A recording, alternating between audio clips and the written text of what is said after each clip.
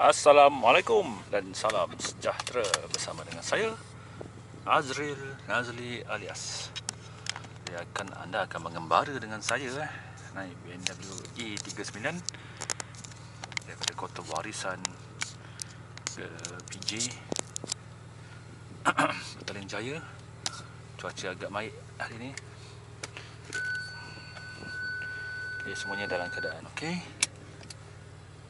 Asyik bawa kita RX-8 saja untuk vlogging. Hari ni saya tukar angin, bawa BMW 530 saya ni. Jarang berjalan kita ni, sebabnya masalah handbrake. Ni tak ada handbrake kita ni. Dah betulkan, masalahnya sama juga. Kita tak tahu macam nak settlekan. Jadi saya terpaksa parking masuk gear 1 supaya kita ni tak bergerak.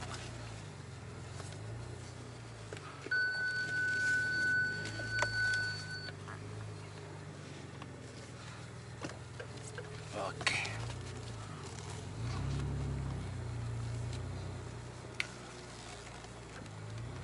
Topik yang saya nak borak hari ni ialah simulasi perlumbaan kereta. Dan bagaimana anda nak bermula biasa kalau kita main kaki track day ni lah kan. Hobi saya adalah track day.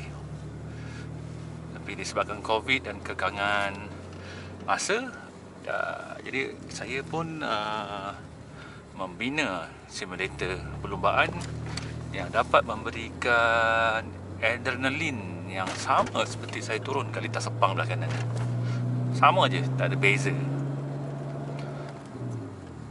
Saya layan track day sejak zaman Batu 3 masih wujud lagi zaman lintas BTSC di Shah Alam tu masih wujud sebelum dijadikan perumahan mewah di Kayangan di zaman pemerintahan Menteri Besar K. Toyo.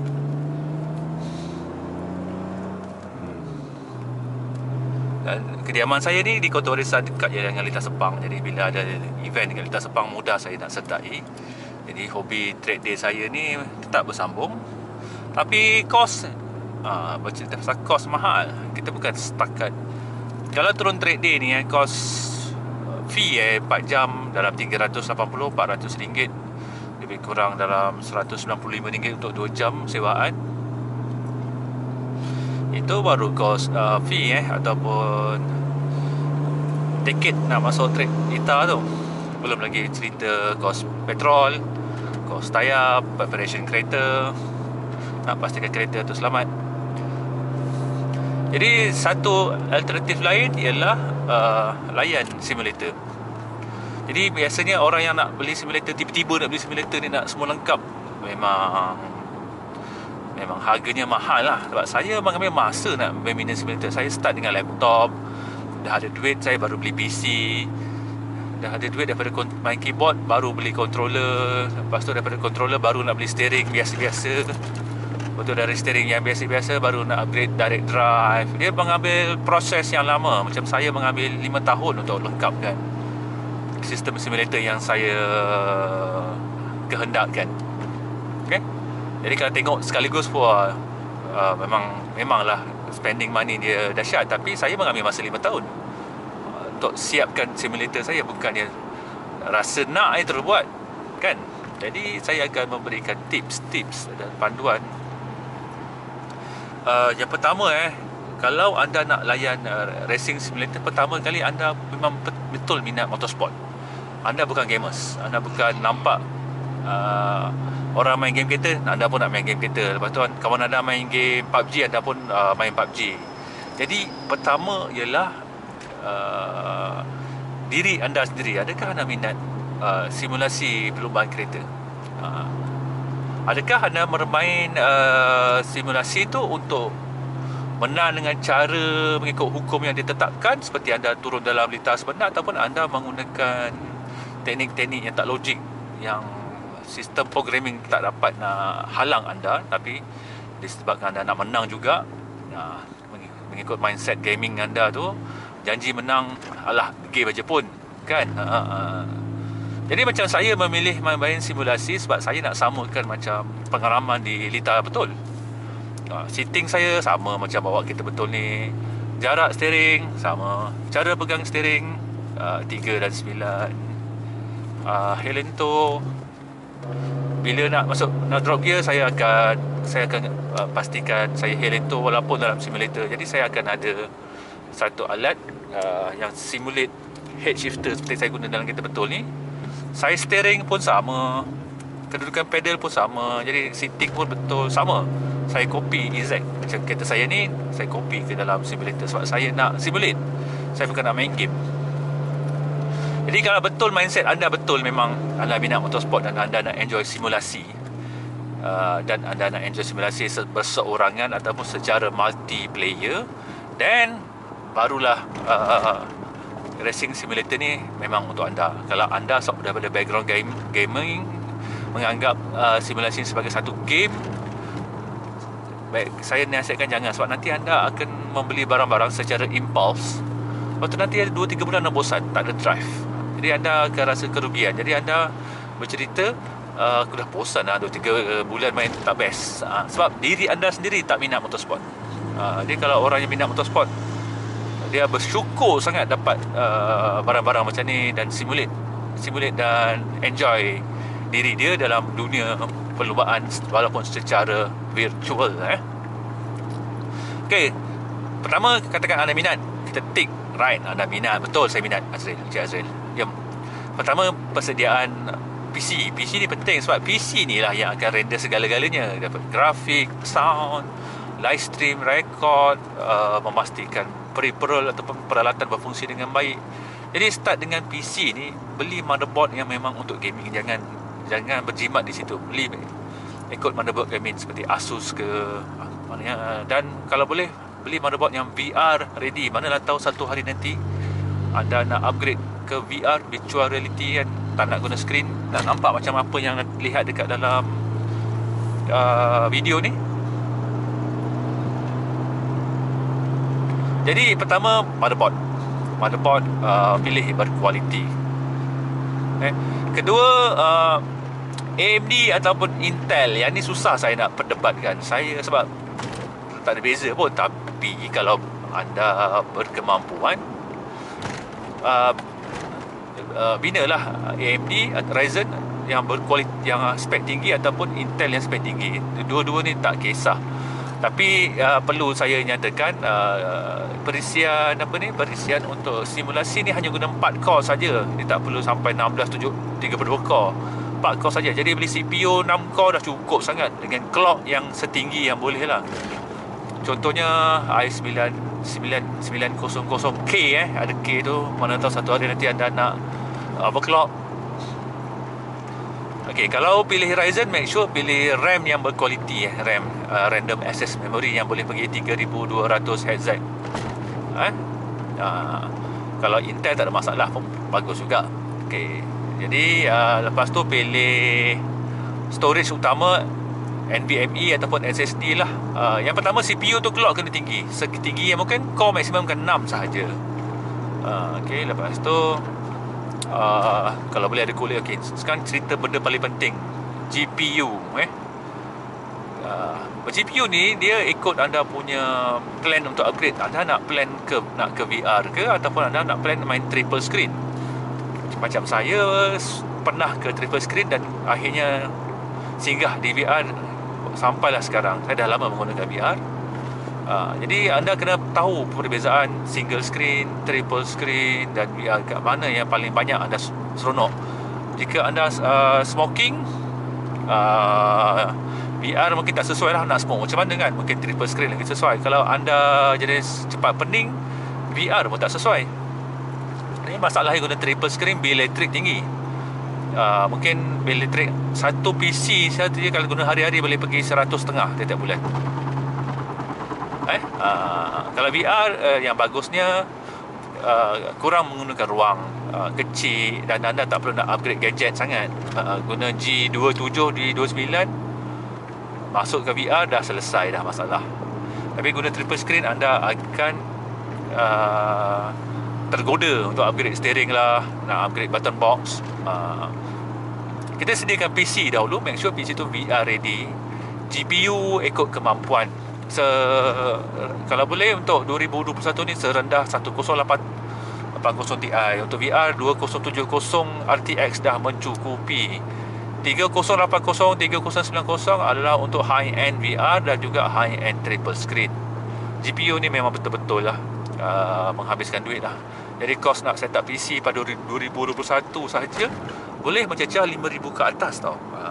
Standby 5,000 untuk buat PC saja. Jadi tahun pertama saya suggest anda anda spend duit khas untuk make sure PC tu tahan 5 tahun.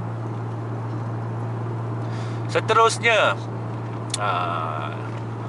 barulah nak bercerita peralatan simulator. Sebelum cerita peralatan, kita cerita software dahulu. Perisian. Okey, ni kita bercerita pasal perisian apa yang anda hari-hari nak bangun, nak racing. Main single player sekejap je, bosan. R-Factor ke, SEC ke, Assetto Corsa ke. Nak main multiplayer pula, kena tengok platform. Nak kena tunggu orang buat server lah, lecehnya lah lama-lama. Minat pun hilang. Jadi nak tunggu platform orang buat server ni, contohnya Assetto Corsa Competizione, R-Factor, Project Cars. Ni kena tunggu kawan-kawan kita buat server baru join. Tapi bagaimana jika ada satu servis anda nak rasa nak racing pukul 2 petang, ada je servis perlombaan tu. Itu dinamakan platform iRacing lah. Jadi iRacing.com ni anda pergi sana baca. Kalau betul anda minat, sebenarnya spending untuk iRacing rendah sahaja. Biasa saya pernah banyak kali jumpa orang spend beribu-ribu buat simulator tapi nak main game free. Itu menampak sangat dia punya mindset gaming. Dia tak nak spend kat software. Dia tak percaya kepada software. Dia tak percaya kepada apa yang software boleh berikan. Jadi pada saya kan, spending terbanyak sepatutnya dekat software dan experience. Macam saya memilih iRacing sejak 2014 hingga 2021 ni. Setia dengan iRacing. Memang saya spend dekat software lain, tapi akhirnya dia mengutip debu di dalam gerobok digital saya. Tak guna pun. Tetap patah balik dekat iRacing. Dan untuk sesi permulaan 2021 ada pula kejuaraan perlombaan simulator menggunakan platform iRacing ditaja oleh XOX Esport Championship. Jadi e-sport ni XOX ni memilih iRacing sebagai platform dan ada broadcast. Bayangkan anda racing dalam kategori amatur pun, masuk TV siap ada orang ulas. Tak shotnya dah lah masuk kat lintas Sepang track dia, jangan harap masuk TV, tak pernahnya kan. Jadi masuk kat dalam e-sport ni ada pula masuk TV, ada pula recognition, ada orang pula bagi star, ada pula interviews, sebiji macam perlombaan sebenar lah pula ada interviews kan. Dan berpeluang pula berlumba dengan pelumba-pelumba sebenar yang juga memilih platform simulator untuk mengasah bakat mereka ataupun nak keep themselves sharp. Macam SVG pelumba VX Mekar tu, dia kata dia guna simulator tu untuk memastikan diri dia tu sentiasa sharp ataupun ni lah, up to date.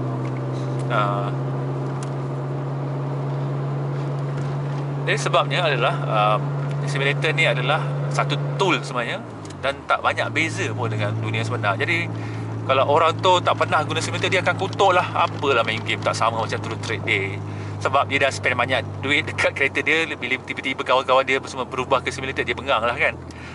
Ataupun dia mana lekeh lah, ataupun dia tak ada duit pun nak buat simulator.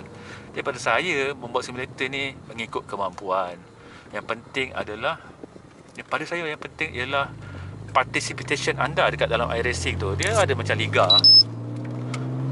Katakan anda join, anda lisensi, anda join satu liga nama dia Mazda Advanced Mazda Cup. Dia akan berlangsung selama 12 minggu tau. Jadi anda kutip mata lah tiap-tiap minggu. Ini macam pelumba sebenar lah, tiap-tiap minggu anda kena race. Race sekali seminggu cukup dah. Sebenarnya at least lah, sekurang-kurangnya nak race beratus kali baru boleh.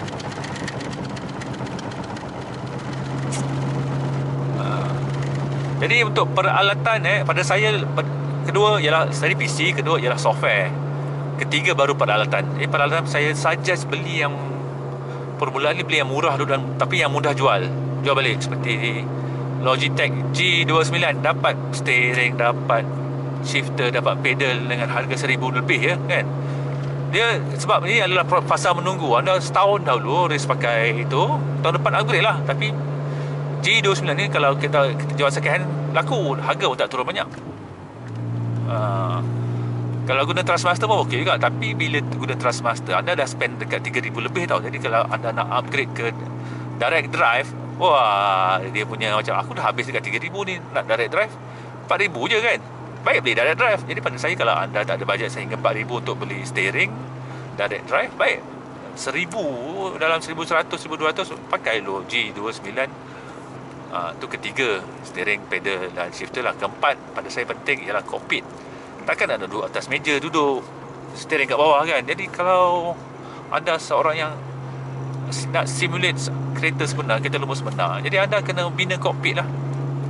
Steering kat atas, dekat dengan dada. Jadi cockpit builder kat dalam Malaysia ni banyak. Cari je simrgarage.com, cakap dengan Bro Azman, cakap nak, dia akan ukur badan anda, nak sitting macam mana, nak sitting F1 ke, nak sitting GT ke. Lepas tu barulah kita cerita nak triple screen ke, nak VR. Kita akan start dengan single screen. Sebab mau tak mau, PC tu kena ada satu screen untuk navigate. Tapi jika anda menggunakan VR, pilih, kalau bajet anda kuat, cari HP Hewlett Packard G2. Bila anda pilih tu, anda tak perlu ada monitor pun, pakai sarung jalan. Tapi kalau anda memilih Oculus, memilih selain daripada HP, anda kena, sebab HP tu menggunakan teknologi WMR, Windows Mixed Reality. Jadi tak perlu monitor. Dia menggunakan VR tu sebagai monitor. Jadi kalau anda menggunakan menggunakan Oculus, anda perlu ada monitor. Daripada saya, baik anda menderita dahulu guna VR, baru ke triple screen. Oculus Rift S harga dalam 2,000 lah, 2,200. Pada saya tu spending terbaik. Rift S Quest pun boleh juga, S pun boleh juga. Dua-dua tu okey pada saya. Kalau jumpa CV1 pun sambal. Tapi kalau bajet dan sangat nipis, cari PlayStation VR, version 1 pun boleh, version 2 pun boleh. Pakai itu dahulu sampai anda ada bajet untuk upgrade ke Oculus. Dah, itu saja. Selebihnya anda kena start participate dalam iRacing tu dan simulate perlumbaan anda. Simulate dunia perlumbaan anda. Dengan kawan-kawan boleh, dengan orang yang tidak dikenali pun boleh.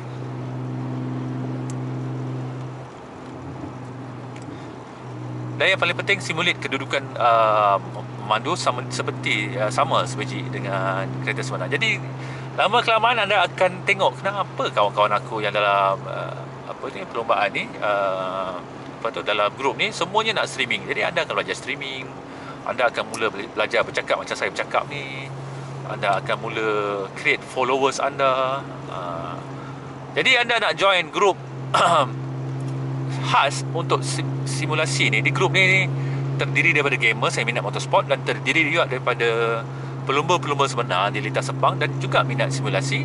Anda tengok dekat description, join kita orang punya Discord dan juga WhatsApp group. Ada link kat bawah ni, dua nanti saya letak.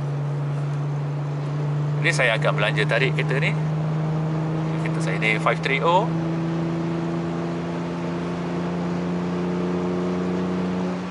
Sebenarnya saya tak berani tarik. Dekat dalam simulasi saya berani. Dekat dalam track day saya berani bawa laju. Dekat jalan betul saya tak berani. Saya buat biasa je. Slow je saya bawa. 140 je. 130 je sebenarnya. Jadi kalau anda dah masuk simulasi, anda akan tahu macam mana nak elak kemalangan, macam mana nak belajar benda paling penting sekali dalam motorsport, iaitu racecraft. Kereta sama laju, driver sama laju, tapi yang berbezakan adalah mencari peluang bagaimana nak potong kereta depan ataupun nak maintain posisi anda supaya tahan sampai ke habis race. Dan dalam XOX Championship ni diberi hadiah wang tunai tau setiap minggu. Siapa tak seronok kan?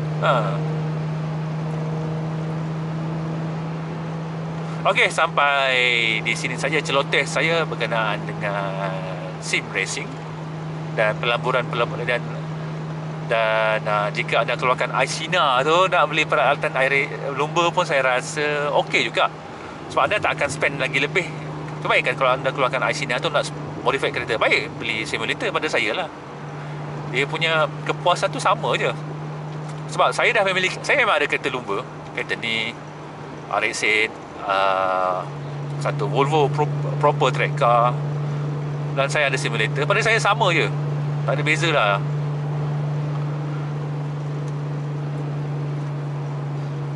Yang kelakarnya, saya lumba simulator dapat duit. Untuk dunia betul ni, saya pernah berlumba di Batu Tiga tu, tak ada pun duit, dapat hadiah je, dapat piala je, itu je.